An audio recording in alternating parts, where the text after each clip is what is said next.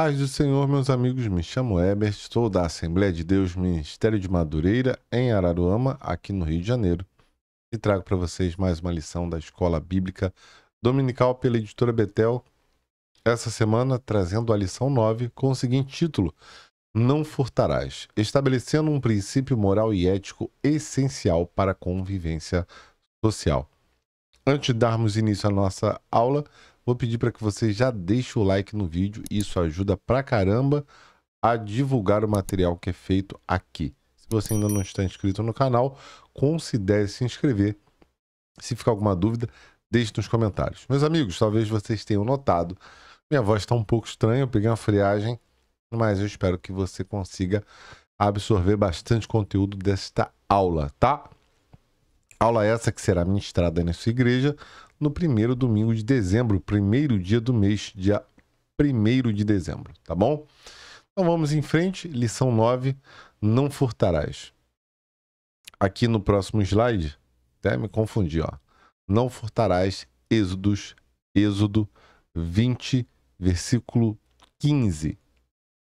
Verdade aplicada vai dizer: o 8º mandamento nos alerta quanto à relevância da vigilância na vida do discípulo de Cristo, para não cair nas ciladas do diabo. Esse mandamento aqui é muito simples, né? A gente sabe o que é furtar. Furtar é você pegar uma coisa que não é sua.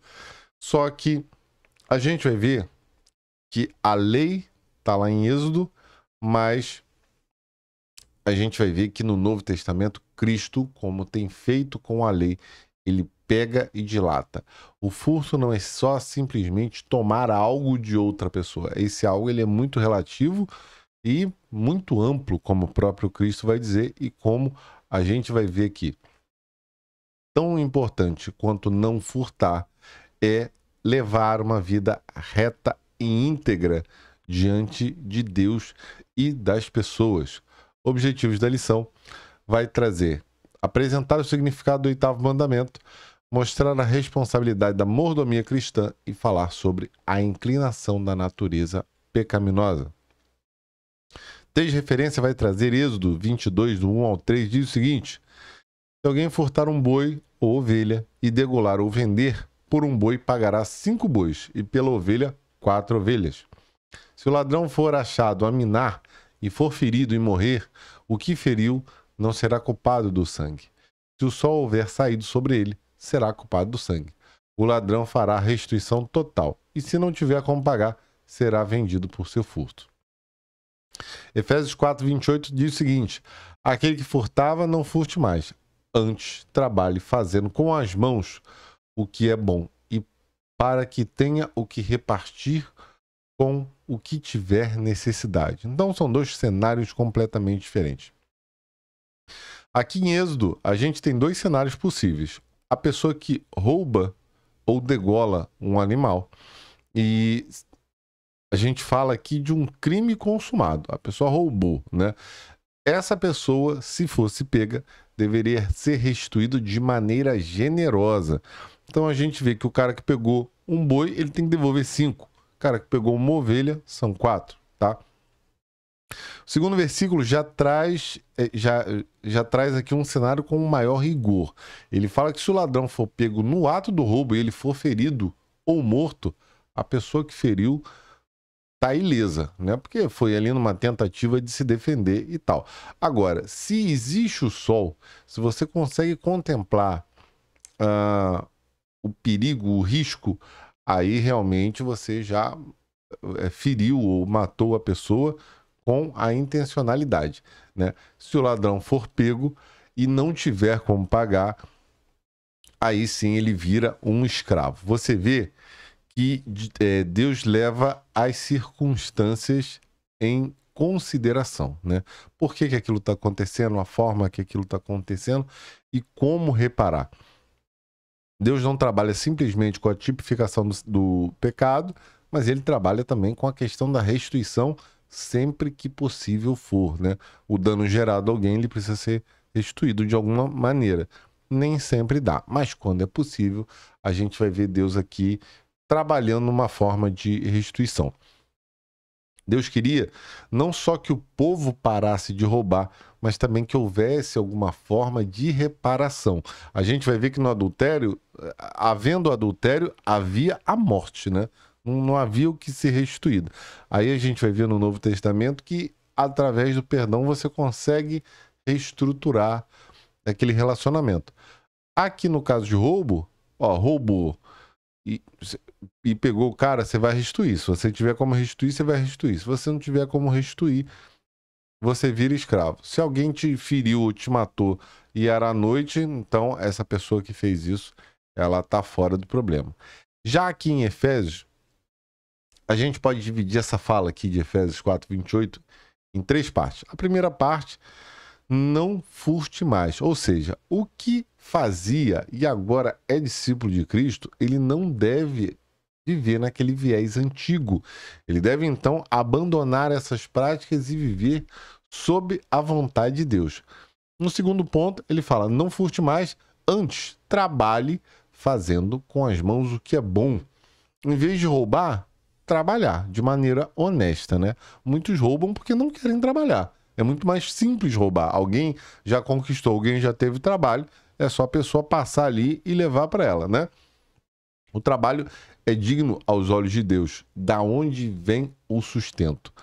E agora, o final, ele fala para que tenha com que repartir com os necessitados, né? A generosidade, ela vem não somente para si, mas para repartir com quem não tem. Então, torna-se um manancial que atinge a vida de outras pessoas. Você acaba se tornando um canal de bênção. Você furtava, agora você trabalha e através desse trabalho você tem não só para você, mas para quem precisa também repartir, né? A introdução diz o seguinte: o 8º mandamento trata da proibição contra toda a forma de furto. Todos sabem que roubar é errado. Até mesmo aqueles que nunca leram a Bíblia compreendem muito bem esse mandamento. Esse mandamento talvez seja um daqueles que, independente da sua condição social, do seu viés político, a maioria das pessoas vai concordar que é errado. Pouquíssimas situações, tipo caso de necessidade, né? O cara tá passando fome, ele pegou uma galinha. Pouquíssimas pessoas vão concordar que roubar é certo ou que dá para flexibilizar o roubo, né? Porque numa sociedade que a gente vive hoje, é muito difícil a gente conquistar as coisas. Imagina, você vai, compra um telefone de 3 mil, de 2 mil, que você tem direito, você trabalhou para isso, ok. O cara vai e te rouba na mão grande. Ou você compra um carro, ou a pessoa gera um dano patrimonial a você. Cara, isso é muito triste. Então, até quem não é da igreja vai concordar que, mesmo se a pessoa não tiver acesso a 10 mandamentos, ela vai concordar que roubar é errado, né? É o que está sendo dito aqui na introdução. Primeiro ponto, compreendendo o 8º mandamento, diz assim: este mandamento expressa o sentido de proteger e respeitar a propriedade pessoal. Basicamente, proíbe todo ser humano de tomar o que não lhe pertence. Então, a regra é clara, não furtarás, fala sobre a subtração de algo que não é nosso, de grande valor ou de pequeno valor. Isso vale para dinheiro, propriedade ou até mesmo o tempo das pessoas. Não só algo físico, mas também sobre a conservação de algo que não é nosso, né? A gente viu anteriormente falando sobre a questão de mordomia. Quando nós somos funcionários de algum lugar, nós precisamos zelar pela administração, pela condição do material de trabalho, por exemplo, que é utilizado. Não é nosso, mas a gente precisa zelar como se fosse nosso, né? Algo emprestado, o local onde nós estamos, os itens de trabalho mesmo, por exemplo, são coisas aqui que o não furtarás, ele acaba tendo uma abrangência, tá? 1.1, o significado do mandamento diz o seguinte: o significado desta palavra é interessante, pois transmite a sensação de se apropriar de algo sem o consentimento do proprietário. Mas também, na língua original, a palavra está associada a arrebatar algo violentamente, pegar algo com enganos, pegar algo secretamente, de modo que essa palavra nos revela o profundo significado do ato de roubar. Cada um dos significados que compartilhamos aqui define totalmente a ação de roubar em diferentes facetas. Quando algo é roubado, pode ser feito de forma violenta, pode ser feita com engano ou escondido. Sabemos disso por experiência própria. Temos visto como há roubos com violência, roubos com engano, e o estilo de roubo por corrupção. Esse é o estilo de roubo por corrupção. Muitos de nós também experimentamos como as coisas foram roubadas de nós de maneira oculta, inclusive por amigos e familiares próximos. Eu vou contar um testemunho aqui. Eu tinha muito carrinho, muito carrinho. E alguns parentes, alguns amigos visitavam minha casa e eles acabavam levando esses carrinhos. Tomava mesmo. Assim, botava no bolso e sumia. E nunca mais eu via meu carrinho. Às vezes a gente tava brincando dentro de casa e falava, cara, eu tinha um carrinho assim assado, como é que eu perdi esse carrinho dentro de casa? O carrinho havia sido furtado. E meus pais, eles sempre me educaram da seguinte forma: se eu chegasse em casa com um lápis que não era meu, eles perguntavam, de quem é esse lápis? Ah, esse lápis é do fulano. Você vai pegar e você vai devolver para ele. Porque se isso não é seu, isso não tem que entrar assim, não tem que entrar aqui em casa. Eu acho que muitos de nós fomos educados dessa forma, né? Independente se você é cristão ou não, a minha família é de origem católica. Nós somos convertidos ao cristianismo há pouco tempo, ao protestantismo, né? Mas a gente sabe que independente se você é católico, cristão, espírita, macumbeiro, você sabe que você não tem que roubar. Não é seu, você vai pegar para quê? Há um problema até espiritual muito grande quando você se apossa de algo que não é seu, tá? Pegar algo com engano também é uma forma de furto, né? Então, nós temos aí pirâmides financeiras, as pessoas que participam de fraude, falsificando contas, arrecadações enganosas, tipo vaquinha, né? Ah, tem alguém necessitando de alguma coisa, vaquinha para ajudar fulano. Às vezes nada, é só para o cara pegar o dinheiro também.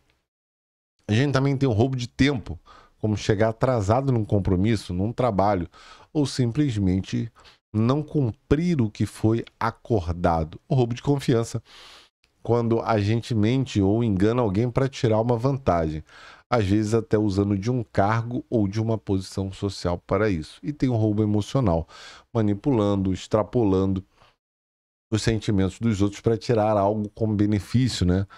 Às vezes até num relacionamento de namoro você está enganando a pessoa que você falou que vai casar e não vai casar nunca. E fica naquela enrolação, você está roubando o tempo daquela pessoa, tá?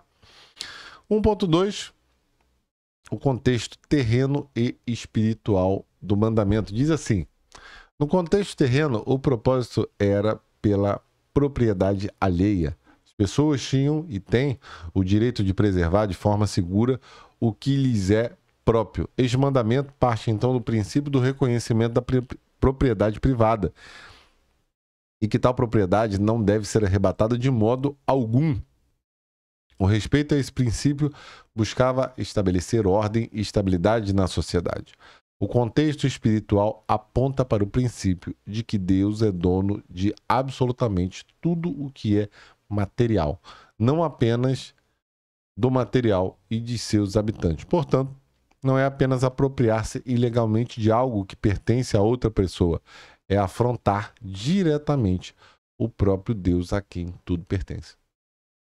Lembra que nós falamos que no adultério você está pecando diretamente contra Deus, porque ele institui a aliança do casamento?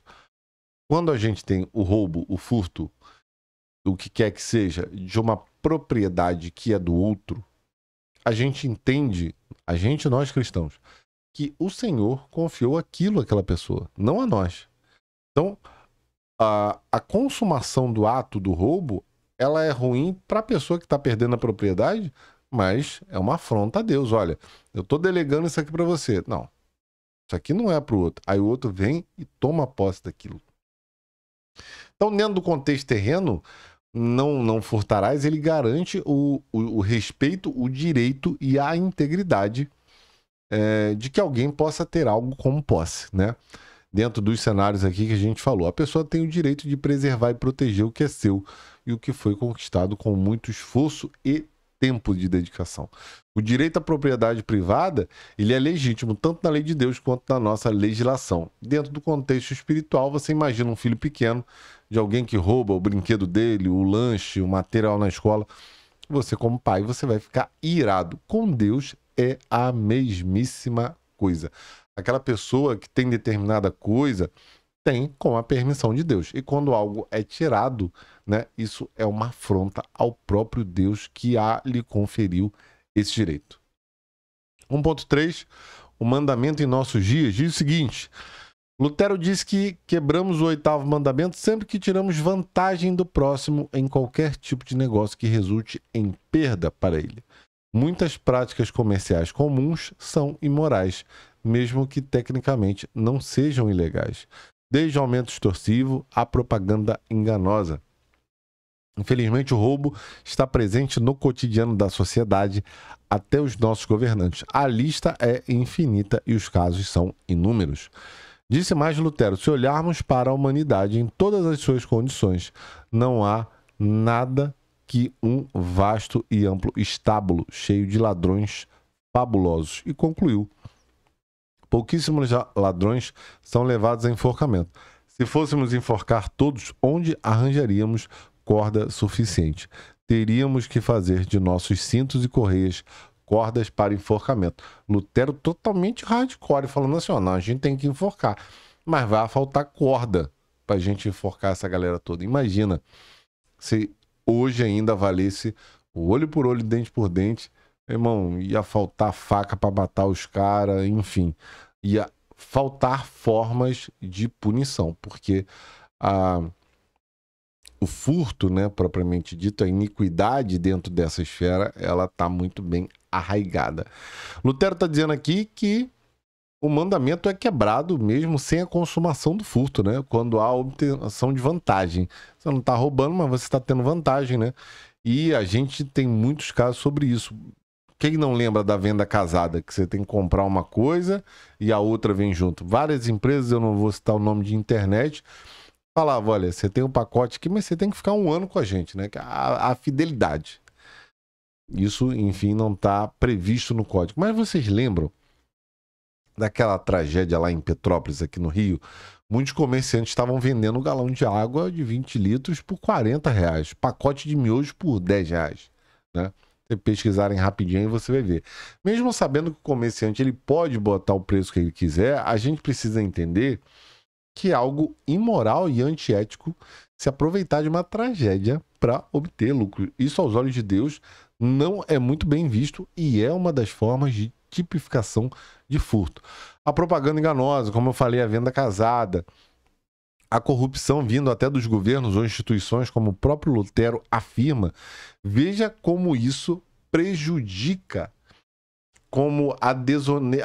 veja como isso prejudica a desonestidade, e essa desonestidade pode alcançar muitas pessoas. Próximo slide, eu botei um texto aqui em Gálatas, que diz o seguinte: porque vós, irmãos, fostes chamados à liberdade, apenas não useis da liberdade para dar ocasião à carne, mas para servir uns aos outros em amor. Eu grifei aqui, dar ocasião à carne, porque isso aqui quer dizer o seguinte: às vezes a gente não peca, isso é muito grave, por falta de ocasião. A gente fala dos políticos, a gente fala, político ladrão, tá roubando, o cara tá enriquecendo. Mas às vezes a gente não incide no mesmo pecado porque a gente não tem oportunidade. E isso vale para muita coisa. Isso vale para adultério, isso vale para o furto, isso vale para homicídio. Às vezes a gente não tem uma arma para matar e por isso a gente não mata.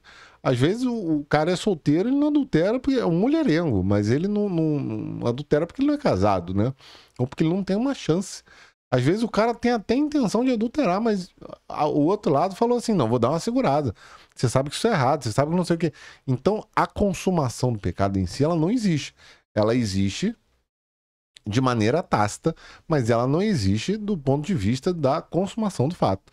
Então, não pecamos às vezes por falta de ocasião. Apontamos o pecado em determinada situação, olha, o pecado está ali.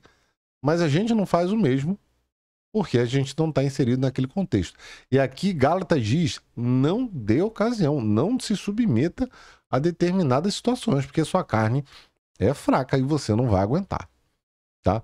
Segundo ponto, vai dizer o seguinte, o outro lado do mandamento. O 8º mandamento chama a nossa atenção para a honestidade em todas as esferas da nossa vida. Furtar é um agravo contra Deus. E o contrário disso é cuidar. O que nos traz para o outro lado do mandamento, a nossa mordomia. A partir de agora, a gente vai falar muito sobre a questão de mordomia. Como nós vimos, a preocupação ela não deve ser apenas com não fazer determinada coisa, mas viver de forma honesta e responsável, levar uma vida reta, né? A gente deve cuidar daquilo que Deus nos confiou e o que Deus está nos permitindo ter, também no sentido de sermos mordomos. Também, como exemplo de boa mordomia, a gente tem lá o José do Egito, né?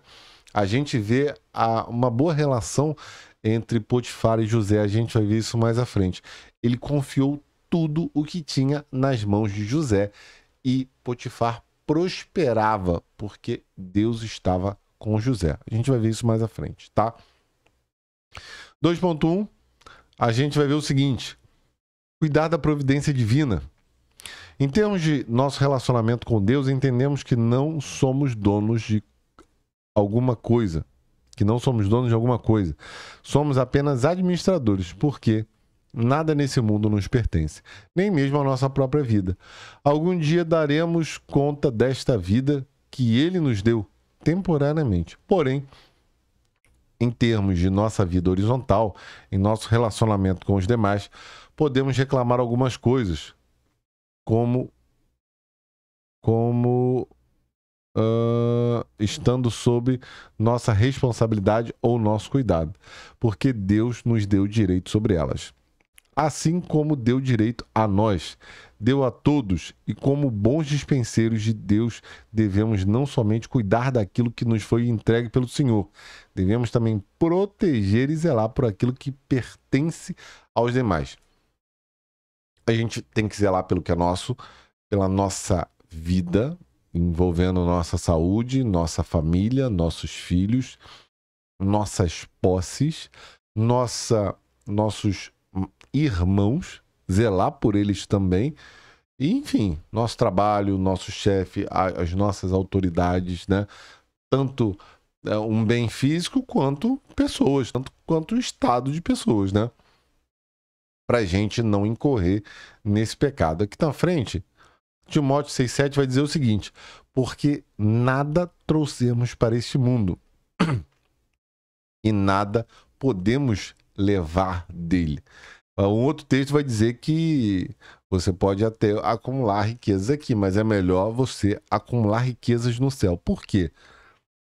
Porque a traça não consome e o ladrão não rouba. Aqui a gente corre esse risco, mas no céu não. O céu, quando você constrói riquezas no céu, você está construindo uma riqueza eterna, tá? E aqui isso reporta sobre tudo, dinheiro, bens materiais, saúde, a nossa própria vida é dom de Deus. Ele concede para que eu e você administremos com fidelidade. Ser mordomo significa servir a Deus e ao próximo com os nossos bens, com os nossos dons e também com os nossos talentos. 2.2. O amor a Deus e ao próximo. O mordomo é aquele quem cuida da propriedade de outra pessoa. Ele não tem liberdade de usar da forma que melhor convém, deve simplesmente administrá-la de acordo com as intenções do seu Senhor. Essa é exatamente a nossa própria situação aqui nesse mundo. Tudo que administramos pertence a Deus, assim como tudo que possuímos. Desde o princípio tem sido assim. Com Adão, ele nos deu a sagrada confiança de cuidar dos seus bens. Adão estava ali para cuidar da terra, guardá-la, preparar a terra para produzir bons frutos. Estamos nesse mundo para melhorá-lo. Não furtar é também proteger, é cuidar, é valorizar o próximo e tudo o que Deus lhe deu. Se a gente observar, eu trouxe um texto aqui em Lucas 12:43, a gente vai ver algo minimamente interessante. O Senhor respondeu: servo fiel e sensato é aquele quem o Senhor encarrega de chefiar os demais servos da casa e alimentá-los. Se o Senhor voltar e constatar que o seu servo fez um bom trabalho. Se, então, existe alguém acima dessa pessoa, essa pessoa não está no lugar, mas quando essa pessoa voltar e constatar que o bom trabalho foi feito, como? Administrando os servos e dando alimentar. Então, esse servo é um servo bom, tá? O mordomo, ele não pode usar o que é seu da maneira que ele bem entender. Ele tem que usar a serviço do seu chefe, da forma que ele desejar. Assim somos nós com nossos dons, talentos, com nossas posses, né? Muitos de nós pedimos aí, senhor, eu quero um carro, mas quando tem um carro não dá carona para um irmão da igreja, alguém passando mal não leva, no meu carro não. Então, para que essa pessoa vai ter posses? Se ela não entende que ela é um mordomo, ela é um administrador, tá? Como foi dito, nossos bens, nossa saúde, nossa família. E aí a gente tem um texto interessante, lá em Gênesis 39, 8 e 9, que eu gostaria de ler aqui com vocês. Diz o seguinte: ele recusou dizendo assim: escute, o meu dono não precisa se preocupar com nada nesta casa, pois eu estou aqui. Ele me pôs como responsável por tudo o que tem. Nesta casa eu mando tanto quanto ele. Aqui eu posso ter o que quiser, menos a senhora, pois é mulher dele. Sendo assim, como poderia eu fazer uma coisa tão imoral e pecar contra Deus? Perceba que em Gênesis, os 10 mandamentos nem instituídos estão. E José já tem essa fala. Tudo aqui nessa casa está na minha mão, está no meu controle. Menos a senhora. A senhora é a mulher do meu senhor. É a única coisa que eu não tenho controle aqui nessa casa. E eu tendo a senhora, eu possuindo a senhora, eu vou estar pecando contra Deus. E em momento algum ele cita o servo, o senhor dele, que é o Potifar. Isso aqui é a fala de José. Então, perceba que o medo de José maior é contra Deus. É desagradar a Deus. E a gente vai ver lá no Novo Testamento Paulo falando assim: mais me importa obedecer a Deus do que aos homens. Ele está falando sobre a mesma coisa. Todo pecado, independente se contra o seu irmão ou não, ele é um pecado primeiro contra Deus. Porque a desobediência, ela transgride a lei. Então, sempre quando você achar que você vai pecar, porque você chamou o seu irmão de alguma coisa, porque você adulterou, porque você roubou, porque você mentiu, primeiro você está ofendendo a Deus. Depois é o seu irmão. É um problema até na hora de restituir. Como eu disse, todo mandamento de Deus, ele vai tentar trabalhar numa maneira de restituir. Nem sempre é possível? Não é. Você tirou a vida de alguém, como é que você restitui? É complicado. Mas num caso como esse de roubo, o cara roubou um, ele tem que devolver 5 ou 4, ou virar escravo se ele não tiver dinheiro, né? Então, José tinha controle de tudo. Tudo. E aí, ele tem uma coisa interessante. Potifar viu nele o perfil de um homem reto e dedicado para fazer o que precisa ser feito. E que Deus era com ele. E por isso ele botou tantas coisas ao domínio, ao controle de José. A pergunta que a gente poderia fazer hoje é: será que não nos falta isso hoje em dia? Um perfil reto, sereno e de uma pessoa que faz o bem? Será que Deus não nos confiaria mais coisa se nós tivéssemos esse perfil? Pense aí. 2.3 vai dizer o seguinte: trabalhando com labor, bons mordomos devem trabalhar, porque a preguiça conduz à pobreza, e a pobreza pode ser um trampolim para furtar. A maneira objetiva de evitar a tentação é trabalhar de modo honesto, com o objetivo de uma independência financeira. O bom mordomo é liberal. Entende que repartir é proporcionar que outras pessoas também tenham o que precisam. A atitude do ladrão é: o que é seu é meu, vou pegar. O egoísta diz: o que é meu, vou guardar. Mas o bom mordomo pensa diferente. pensa com atitude espiritual. O que é meu é de Deus, vou compartilhar. Nós sabemos, nós cristãos, somos diferentes, andamos na contramão do mundo, pois sabemos que fomos chamados para viver generosamente. Veja que interessante. O trabalho é uma consequência do pecado original. Não sei se você lembra, lá em Gênesis, depois que tem aquele BO todo com comer o fruto da árvore do bem e do mal, que eles entendem ali aquele negócio todo, o Senhor fala, olha, do suor do teu rosto comerá o pão até que retorne à terra. Ele fala isso. Eu botei isso no próximo slide? Deixa eu ver aqui. Não botei. Mas tá aqui anotado. Gênesis 3, versículo 19, primeira parte. No suor do teu rosto comerá o pão até que retorne à terra. Então, até que a gente morra, a gente precisa trabalhar. Vem a aposentadoria e dá um pouquinho, mas a velhice é muito complicada. É tomar remédio, é estar com alguma doença. Alguns poucos, entre aspas, privilegiados, né, conseguem viver uma boa vida com a mente sã, com o corpo sã, até os últimos dias. Mas o que a gente vê por hoje aí, caramba, que complicação de saúde, de dinheiro, enfim.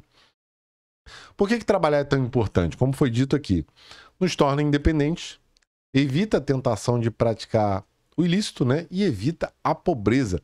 O texto aqui ele traz uma comparação bem interessante com 3 tipos de pessoas. O ladrão, que pensa o que é seu é meu, vou pegar. Esse tipo de atitude é completamente egoísta e contrário à vontade de Deus. O egoísta, que diz que o que é meu, vou guardar, não é de mais ninguém. Aqui tem uma pessoa que pode até não roubar, mas vive de um jeito fechado, acumulando para si mesmo. E temos o bom mordomo. Ele pensa, ó, maravilha, Deus me deu isso aqui, vou compartilhar com quem precisa, né? Vivendo de uma forma generosa, como Cristo nos ensinou a viver. Aí, agora sim, finalmente, vamos para o terceiro ponto. O furto, a escravidão e a esperança. O furto faz parte de uma inclinação da nossa natureza pecaminosa, um tipo de escravidão que prejudica o próximo e que só pode ser tratada pelo milagre da salvação em Jesus Cristo. O ato de cometer um pecado, ele faz parte da nossa natureza desde que foi contraído lá no Éden, né? Então a gente tem uma tendência a fazer o que não é certo.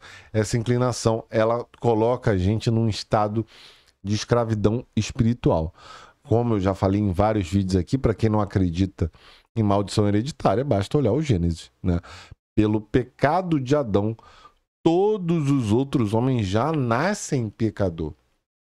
E aí no Novo Testamento você vai ver que por um homem o pecado entrou no mundo, mas que por um outro havia a misericórdia sobre todo aquele outro povo, né? Se por um homem veio a condenação, por outro vem a salvação. E aí tem uma coisa interessante, eu não sei se eu coloquei no próximo slide também, eu tô esquecido pra caramba. Mas lá em Jeremias, eu anotei aqui. Lá em Jeremias 17:9, vai dizer assim: o coração do homem é mais enganoso que qualquer coisa e extremamente perverso. Quem sabe de fato quanto é mal? O nosso coração, Jesus vai falar isso também, ele é completamente cheio de perversidade. A boca fala o que o coração está cheio. E se a gente não nutrir o nosso espírito, meu irmão, o coração vai se encher de iniquidade. Dali, de um coração cheio até a prática, é um pulo. Então, a gente precisa estar muito vigilante quanto à nossa vida espiritual, quanto ao que a gente tem nutrido o nosso coração e com as palavras que a gente tem dito, porque isso revela um pouco do nosso coração, tá? 3.1. Por que as pessoas roubam?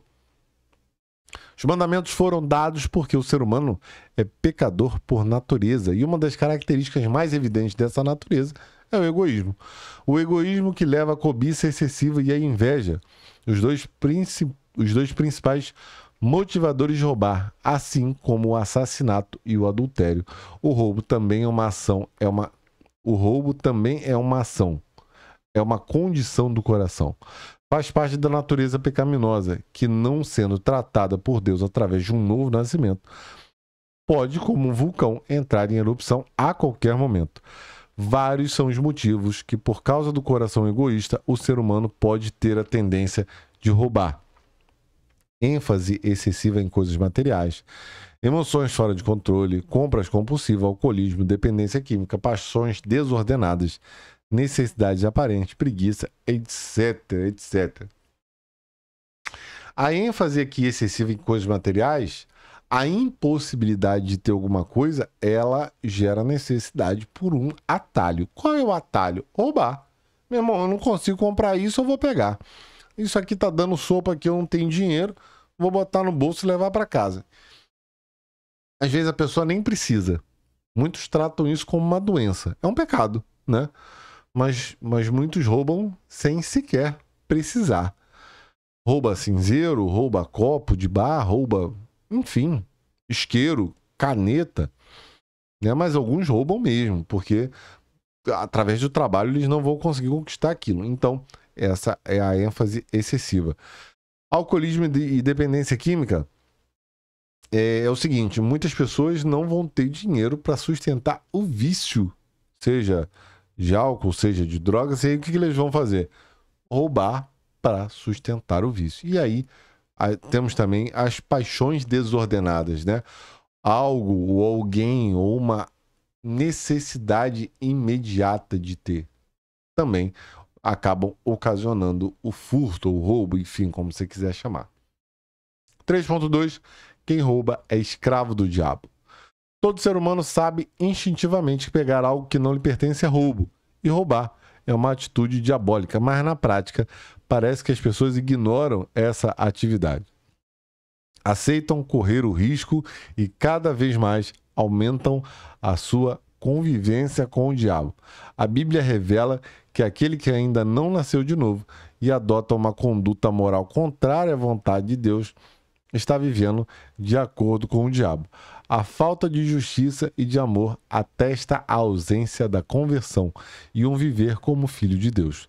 A missão do diabo é tríplice: roubar, matar e destruir.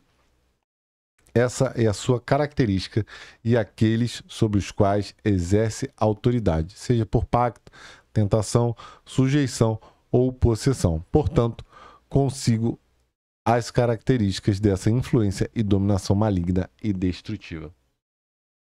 Quando alguém rouba, está se dobrando ao Satanás. Roubar algo que não nos faz parecido com Cristo em momento algum, seja lá qual seja o contexto de roubar, né? Quando você está inserido em práticas contrárias a que Deus estabelece, você está, de certa forma, abrindo brechas para que Satanás faça a festa na sua vida, né? Satanás sabe que perdeu e o que ele pode fazer hoje é levar a criação de Deus junto com ele para o lago de fogo. E essas coisas acontecem através da legalidade, né?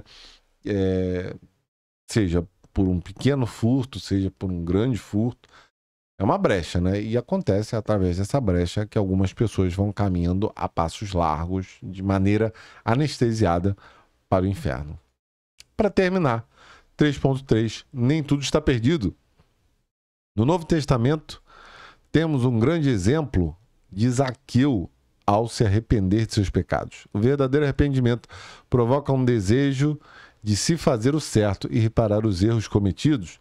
Quando somos impactados pela salvação de Cristo, somos tomados de uma profunda convicção de fazer o bem, e isso inclui fazer a restauração sempre que possível.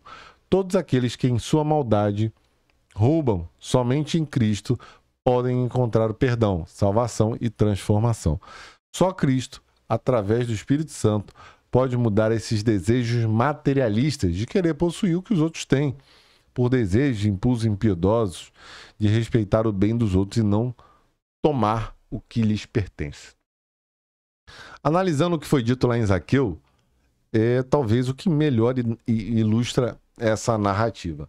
Quando ele tem um encontro genuíno com Cristo e entende que o que estava fazendo era errado, ele tem a metanoia e ele tenta reparar o dano que ele causou, mesmo que para isso a sua condição financeira piore. E perceba uma coisa interessante aqui: em momento algum Cristo fala para ele, ó, devolve, dá para o outro, restitui, não sei o quê, ou para com essa vida. Ele só tem encontro com Cristo. Na metanoia, na mudança de pensamento, ele fala: eu não posso viver dessa forma, eu preciso reparar isso já. O arrependimento ele não vem com remorso, mas ele caminha na direção contrária ao qual ele se encontrava. Foi o que Zaqueu fez, né? Não só evitando fazer o mal, mas fazendo o bem sempre que possível for. Jesus diz em alto e bom som: hoje veio a salvação a esta casa, pois também é filho de Abraão. Ele está falando lá sobre Zaqueu. Então, sempre há tempo de reparar, né? Zaqueu tinha um dinheiro. E aí, quando ele tem um encontro com Cristo, ele percebe, ele olha, eu vou restituir, quem eu defraudei, eu vou dar 4 vezes mais, e quem tiver... Então, assim, ele percebe, ele tem a mudança de pensamento que ele estava indo na direção errada e que, estando na direção certa, ele precisa fazer o bem e reparar o dano que ele causou. Há chance para todos nós, né? Como eu costumo falar em muitas EBDs, no céu haverá vários pecadores. O céu só não tem espaço para quem não se arrepende verdadeiramente. Meus amigos, terminamos mais uma aula para a honra e glória do nosso Senhor Jesus. Semana que vem, se Deus quiser, eu quero estar aqui com vocês. Eu agradeço pela audiência, pela sua paciência. Se você ainda não deixou o like nesse vídeo, por favor, não perca a oportunidade, clica aqui embaixo. Se você ainda não está inscrito no canal, considere se inscrever. Toda semana eu libero um vídeo comentando a aula vigente da EBD. Tá bom? Vou ficando por aqui. Fiquem com Deus. Uma semana abençoada. Até semana que vem. Tchau, tchau.